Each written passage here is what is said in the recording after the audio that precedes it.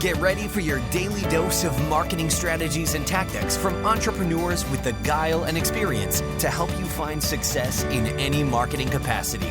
You're listening to Marketing School with your instructors, Neil Patel and Eric Su.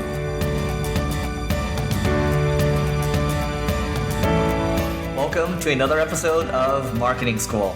I'm Eric Su.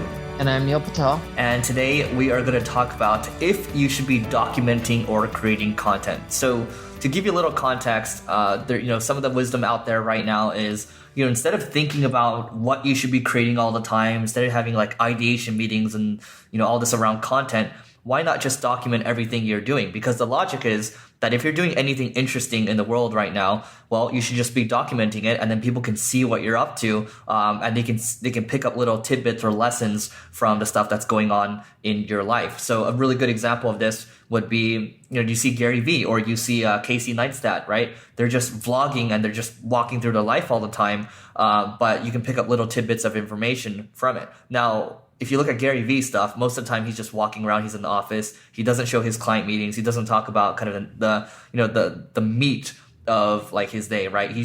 It seems to be more surface level, but there's always some kind of lesson you can pull from it, right? So it seems to work for him. Neil, I'm curious to get your thoughts on whether you should document or create content. Yeah, it's also your personality type too. If you look at Gary Vee, he does really well with the documenting side, right? Me on the other example, I don't know. I don't think you do that well with it either. I think you're a bit of a mixture. You can do both, but it really is just the person. So for me, I'm a creator. And for example, I do videos like Gary Vee, but instead of documenting, I'm creating with just new information. And I can shoot roughly 15 to 16 videos in, I kid you not, an hour and a half.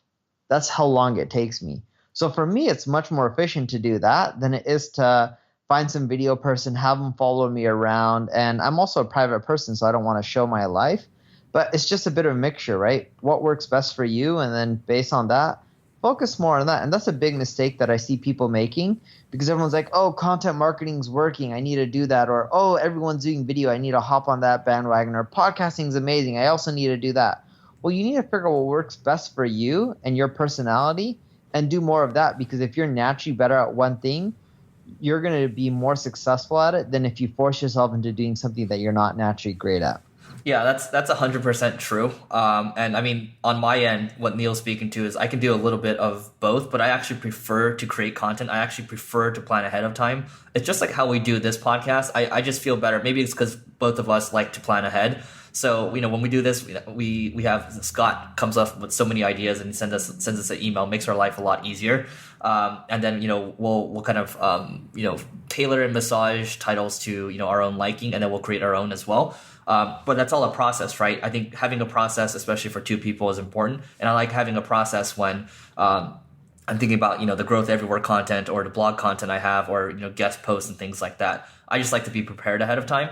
And I find that, my stuff usually does better. And, with the documenting side of things, I mean, right now, we're creating a kind of, reality series where we're going into people's, offices. That's still, there's still an element of creating content and preparing, but I am walking around with a vlog sometimes as well, and I find that for me, it's a little more natural. But hey, like I'm experimenting with it because I'm a marketer.